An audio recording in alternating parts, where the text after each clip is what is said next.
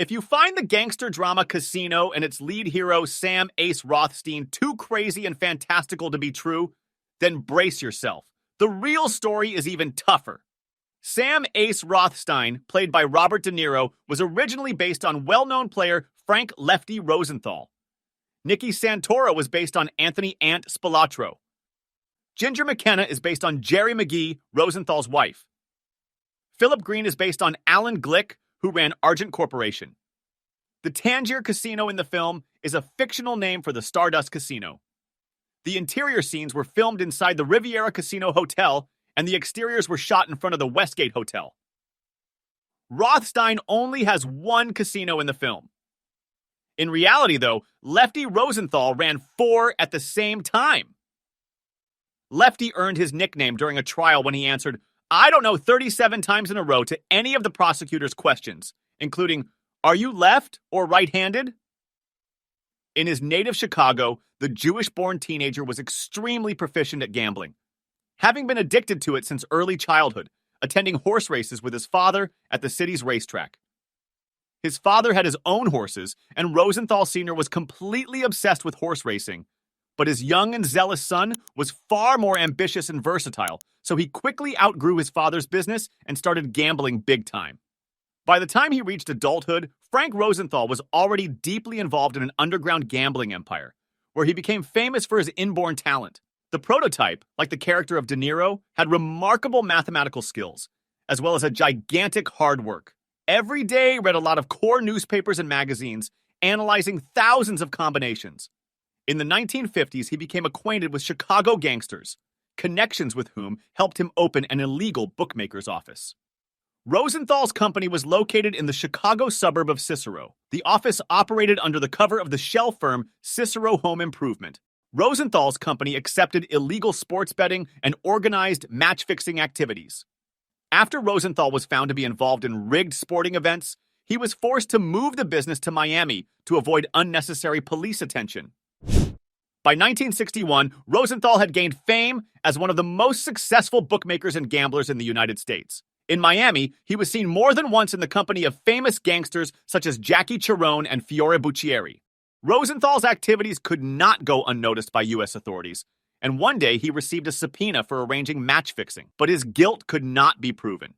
Despite frequent arrests for involvement in illegal gambling and bookmaking, Rosenthal was convicted only once, after being found guilty in 1963 on charges of bribing a New York University basketball player. Here's how it worked. Gangsters would make contracts with representatives of sports clubs that they would influence the team's results, and Rosenthal, using insider information, would pick the best bets. Frank never lied to his bosses. He was a professional and knew what, when, and to whom to say it. At a time when many of Rosenthal's colleagues were doing time in prison or dying unnatural deaths, he had a code of honor that helped him progress from Chicago to Miami and then to Las Vegas. In the 1960s in Miami, Rosenthal was also listed as a suspect in office and car bombing cases. The FBI opened an open-ended case against him, the records of which were 300 pages long. To avoid police harassment, Rosenthal moved to Las Vegas in 1968. As soon as he arrived in Las Vegas and checked into the Tropicana Hotel, undercover policemen burst into his room, handcuffed him, and took him to the office for questioning. In the interrogation room, he asked for the handcuffs to be loosened slightly, to which the officers tightened them even harder. When the head detective entered the room, he told Rosenthal, "You and your friends from Chicago are not very welcome in our city. I want you out of here on the first plane and never come back." Thus began the Las Vegas chapter of Rosenthal's biography. He never left the city, however. By that time, Lefty was working at the legendary Stardust Casino. He started out as a simple croupier. It was hard, exhausting work. An 8-hour shift should be completely on their feet. The pay at the time was $75 per shift. He had to relieve the stress of his job by smoking. You rarely saw Rosenthal without cigarettes. However, Rosenthal continued to work hard and soon became a casino manager. As he continued to climb the ladder, he became the first manager of 4 casinos in Las Vegas history. In addition, he also managed 3 hotels. According to U.S. intelligence agencies, Rosenthal did not achieve this success without the help of good old friends from the Chicago gangs, who laundered huge amounts of money through the casinos under Rosenthal's control. The casinos Rosenthal ran were bought by a California businessman, Alan Glick, with money he borrowed from the gangsters. In return, the gangsters demanded that their men, Rosenthal among them, be appointed to management positions in these casinos. It is said that the gangsters called Rosenthal crazy among themselves. Jane Morrison, a federal court reporter, had this to say about Rosenthal. The few times I met Rosenthal, he looked at me like I was a worm he wanted to squash. And the only reason he wouldn't do it was to avoid getting the bottom of his shoe dirty. But one cannot ignore Rosenthal's merits as a manager. He brought in a lot of innovations. For example, thanks to him, the casino was able to bet on sporting events. Thanks to this, the Stardust Casino became one of the largest bookmakers in the world. Rosenthal also decided that it would be better to have female croupiers working in the casino, despite the fact that the profession of croupier had previously been considered a man's business. Thanks to this innovation, the Stardust Casino's profits doubled. In his views, Rosenthal was a perfectionist. The movie Casino reflects a real situation from Rosenthal's biography. He believed that every cupcake should have the same amount of raisins, no more and no less. The chef of the casino tried to argue about it and was fired. In addition, in the Lido of Paris, the most popular Lido in Las Vegas, all the girls were selected strictly according to their height, and their casting was supervised personally by Rosenthal.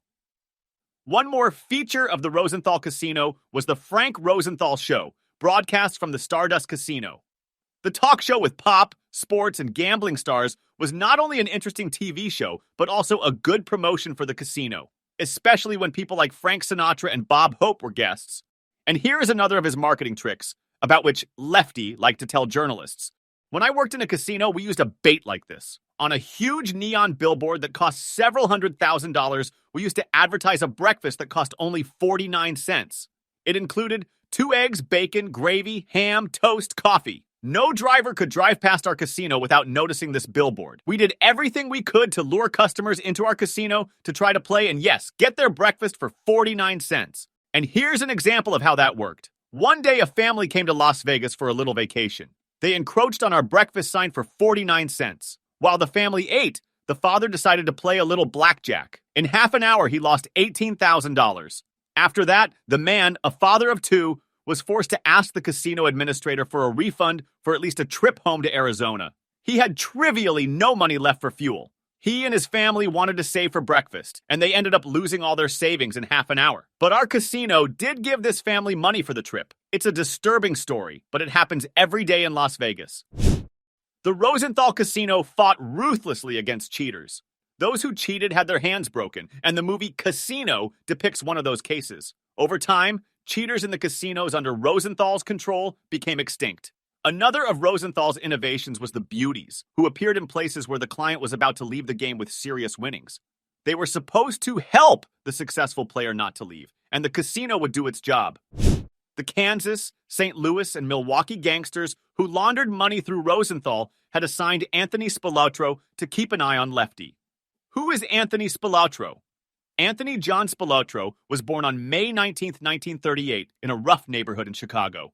Anthony Spilautro was one of 6 children, all boys.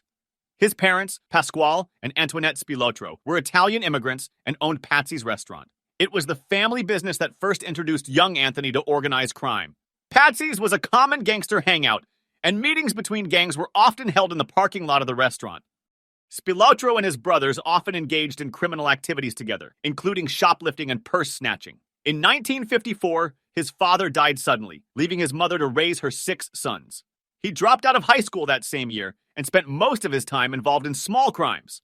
At age 16, he earned his first arrest for trying to steal a shirt. However, his small-time activities were no longer enough, and soon he had his eye on Chicago's largest crime family. He also had his eye on Nancy Stewart, a small local waitress who worked in the local mob, and married her in 1960.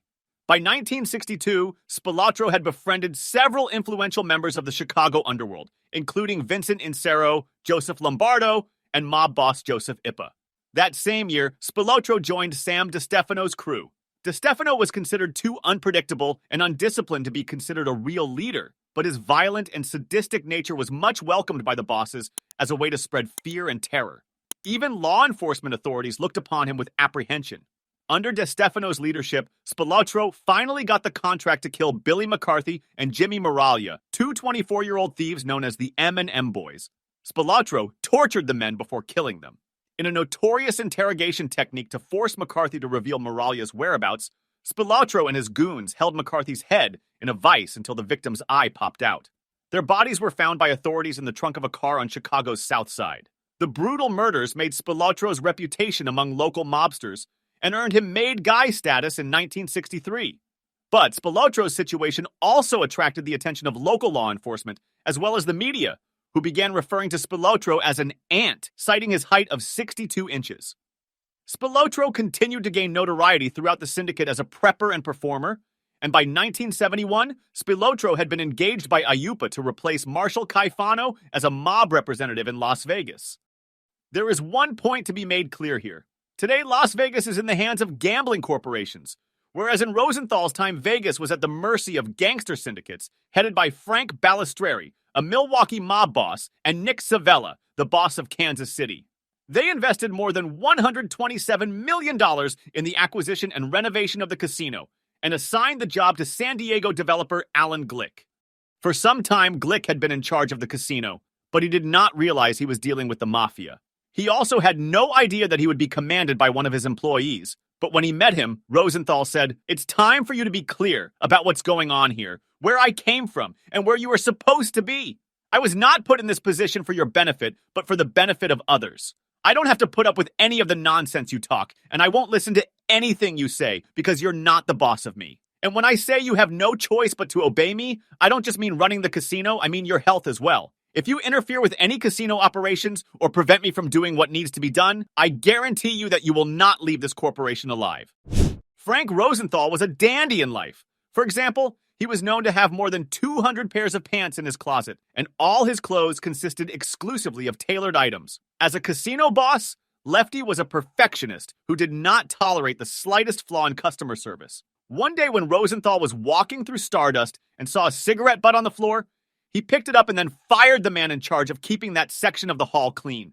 Frank generally conducted business by Mafia rules. He did not like to be second best and undermine the confidence of his men. His grip on casino management was iron, and his response to employee misconduct was ruthless.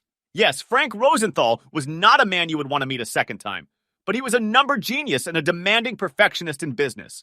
He had been moving up the social ladder for a long time, and his future looked pretty bright. But one thing happened that had a great effect on his life. He fell in love!